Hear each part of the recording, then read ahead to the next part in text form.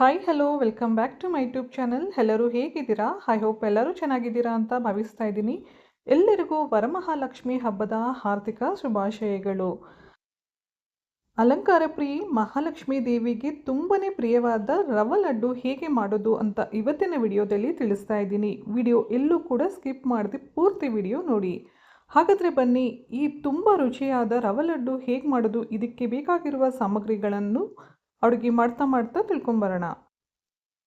ಮೊದಲಿಗೆ ಡ್ರೈ ಫ್ರೂಟ್ಸ್ನ ತುಪ್ಪದಲ್ಲಿ ಫ್ರೈ ಮಾಡ್ಕೊಳ್ಳೋಣ. ಇದು ಕೆಂಪು ಬಣ್ಣ ಬರೋವರೆಗೂ ಫ್ರೈ ಮಾಡ್ಕೋಬೇಕು. ನೋಡಿ, ಈ ರೀತಿ ದ್ರಾಕ್ಷಿ ಗೋಡಂಬಿ ಎಲ್ಲ ಕೆಂಪು ಬಣ್ಣ ಬರೋವರೆಗೂ ಫ್ರೈ ಮಾಡ್ಕೊಂಡಿದ್ದಾಯಿತು. ಈಗ ಇದೇ ಬಾಣಲಿಗೆ ನಾವು ರವೆನ ಹಾಕಿ ಫ್ರೈ ಮಾಡ್ಕೊಳ್ಳೋಣ. ಇದು ಕೂಡ ಕೆಂಪು ಬಣ್ಣ ಬರೋವರೆಗೂ ಫ್ರೈ ಮಾಡ್ಕೊಳ್ಳೋಣ. ಇದಕ್ಕೆ ತುಪ್ಪ ಹಾಕಿ ಫ್ರೈ ಮಾಡ್ಕೋಬೇಕು. ಹಾಗೆ ಹುಷಾರಾಗಿ ಫ್ರೈ ಮಾಡ್ಕೊಳ್ಳೋಣ. ಸ್ಟವ್ ಅನ್ನು ಮೀಡಿಯಂ ಫ್ಲೇಮಲ್ಲಿ ಇಟ್ಟು ಫ್ರೈ ಮಾಡ್ಕೋಬೇಕು. ಇದನ್ನು ಕೈ ಆಡಿಸ್ತಾನೆ ಇರಬೇಕು, ಇಲ್ಲ ಅಂದರೆ ಸೀದೋಗೋ ಚಾನ್ಸಸ್ ಹೆಚ್ಚು ಇರುತ್ತೆ. ಇದು ಕೆಂಪು ಬಣ್ಣ ಬಂದು ಒಳ್ಳೆ ಅರೋಮಾ ಬರುತ್ತೆ, ಅಲ್ಲಿವರೆಗೂ ಫ್ರೈ ಮಾಡ್ಕೊಳ್ಳೋಣ. ಫ್ರೈ ಮಾಡಿದಂತಹ ಎಲ್ಲ ರವೆನೂ ಒಂದು ಅಗಲವಾದ ಪಾತ್ರೆಗೆ ಹಾಕ್ಕೊಳ್ಳೋಣ, ಯಾಕಂದರೆ ಉಂಡೆ ಕಟ್ಟೋದಕ್ಕೆ ಸುಲಭ ಆಗುತ್ತೆ, ಅದಕ್ಕಾಗಿ. ಈಗ ಇದಕ್ಕೆ ಮೊದಲೇ ನಾವು ಹುರಿದು ಇಟ್ಕೊಂಡಿದ್ದಂತಹ ಡ್ರೈ ಫ್ರೂಟ್ಸ್ನ ಸಹ ಹಾಕಿ ಮಿಕ್ಸ್ ಮಾಡ್ಕೋಬೇಕು.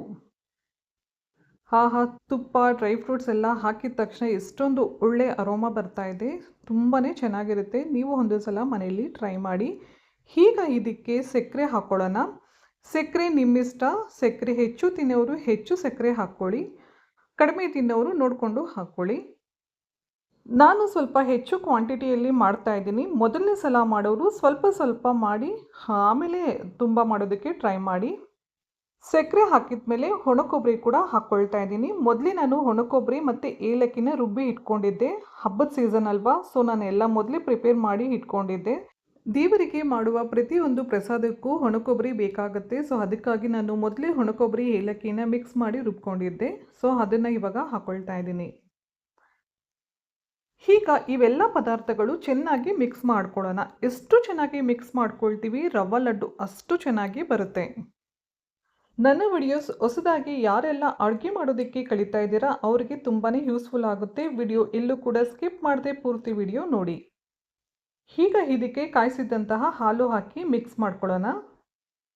ಹಾಲು ಒಂದೇ ಸಲ ತುಂಬ ಹಾಕೋದಕ್ಕೆ ಹೋಗಬಾರ್ದು, ಸ್ವಲ್ಪ ಸ್ವಲ್ಪ ನೋಡಿಕೊಂಡು ಹಾಕ್ಕೊಳ್ಳಿ. ಈ ರೀತಿ ಸ್ವಲ್ಪ ಸ್ವಲ್ಪ ಹಾಕಿ ಉಂಡೆ ಕಟ್ಟರೆ ತುಂಬ ರುಚಿಯಾದ ರವೆ ಲಡ್ಡು ರೆಡಿ ಆಯಿತು. ನೀವು ಒಂದು ಸಲ ಮನೆಯಲ್ಲಿ ಟ್ರೈ ಮಾಡಿ ಹೇಗೆ ಬಂದಿದೆ ಅಂತ ನಿಮ್ಮ ಅನಿಸಿಕೆ ಅಭಿಪ್ರಾಯ ಕಮೆಂಟ್ ಮೂಲಕ ತಿಳಿಸೋದು ಮಾತ್ರ ಮರಿಬೇಡಿ. ಹಾಗೆ ನಿಮ್ಮ ಫ್ರೆಂಡ್ಸ್ಗೂ ಕೂಡ ಶೇರ್ ಮಾಡಿ. ಇದನ್ನು ಮಾಡ್ತಾ ಇದ್ರೇ ತಿನ್ನಬೇಕು ಅನಿಸುತ್ತೆ. ಮನೆಯಲ್ಲಂತೂ ಎಲ್ಲರಿಗೂ ತುಂಬಾ ಇಷ್ಟ. ಚಿಕ್ಕ ಮಕ್ಕಳಿಂದ ಹಿಡಿದು ದೊಡ್ಡವ್ರವರೆಗೂ ತುಂಬಾ ಇಷ್ಟಪಟ್ಟು ತಿನ್ನುವಂತಹ ರೆಸಿಪಿ ಇದು. ಇದು ಲಕ್ಷ್ಮೀ ಪ್ರಿಯೆಗೆ ತುಂಬಾ ಪ್ರಿಯವಾದ ಸ್ವೀಟ್ ಅಂದರೆ ತಪ್ಪಾಗಲಾರ್ದು. ವರಮಹಾಲಕ್ಷ್ಮಿ ಹಬ್ಬ ಬಂತು ಅಂದರೆ ಇದು ಮಸ್ಟ್ ಆ್ಯಂಡ್ ಸ್ಟುಡ್. ನಮ್ಮ ಮನೇಲಂತೂ ಮಾಡ್ತೀವಿ. ನೀವು ಒಂದು ಸಲ ಮನೆಯಲ್ಲಿ ಟ್ರೈ ಮಾಡಿ. ಹಾಗೆ ಮೊದಲನೇ ಸಲ ಯಾರೆಲ್ಲ ನನ್ನ ವಿಡಿಯೋಸ್ ನೋಡ್ತಾ ಇದ್ದೀರಾ ಸಬ್ಸ್ಕ್ರೈಬ್ ಮಾಡಿಕೊಂಡು ನೋಡಿ. ನಿಮ್ಮ ಫ್ರೆಂಡ್ಸ್ಗೂ ಕೂಡ ಶೇರ್ ಮಾಡೋದು ಮಾತ್ರ ಮರಿಬೇಡಿ. ಇಷ್ಟೇ ನೋಡಿ, ತುಂಬ ಸಿಂಪಲ್ ಆ್ಯಂಡ್ ಟೇಸ್ಟಿ ಆದಂತಹ ರವೆ ಲಡ್ಡು ರೆಡಿ ಆಯಿತು. ಮಾಡೋದು ತುಂಬ ಸುಲಭ. ಇನ್ಯಾಕೆ ತಡ, ಈ ವರಮಹಾಲಕ್ಷ್ಮಿ ಹಬ್ಬಕ್ಕೆ ನೀವು ಕೂಡ ಈ ರವೆ ಲಡ್ಡು ಟ್ರೈ ಮಾಡಿ. ಹೇಗೆ ಬಂದಿದೆ ಅಂತ ಕಮೆಂಟ್ ಮೂಲಕ ನಿಮ್ಮ ಅನಿಸಿಕೆ ಅಭಿಪ್ರಾಯ ತಿಳಿಸೋದು ಮಾತ್ರ ಮರಿಬೇಡಿ. ಸ್ವಲ್ಪ ಜನ ಕೇಳಬಹುದು, ಎಲ್ಲರೂ ಈ ರೆಸಿಪಿ ಮಾಡ್ತಾರೆ, ಇದೇನು ಸ್ಪೆಷಲಾ ಅಂತ. ಖಂಡಿತ ಸ್ಪೆಷಲೇ, ಎಲ್ಲರೂ ಮಾಡ್ತಾರೆ, ಆದರೆ ವಿಧಾನ ಡಿಫ್ರೆಂಟ್ ಆಗಿರುತ್ತೆ. ಒಂದು ಸಲ ನಾನು ತೋರಿಸೋ ವಿಧಾನದಲ್ಲಿ ನೀವು ಟ್ರೈ ಮಾಡಿ, ನೀವೇ ಹೇಳ್ತೀರಾ ತುಂಬ ಚೆನ್ನಾಗಿದೆ, ಅಲ್ಟಿಮೇಟ್ ಆಗಿದೆ ಅಂತ ನೀವೇ ಹೇಳ್ತೀರಾ. ಮತ್ತೆ ಒಂದು ಸೂಪರ್ ರೆಸಿಪಿ ಹೊಂದಿಗೆ ಮುಂದಿನ ವಿಡಿಯೋದಲ್ಲಿ ಭೇಟಿಯಾಗೋಣ. ಅಲ್ಲಿವರೆಗೂ ನಮಸ್ಕಾರ.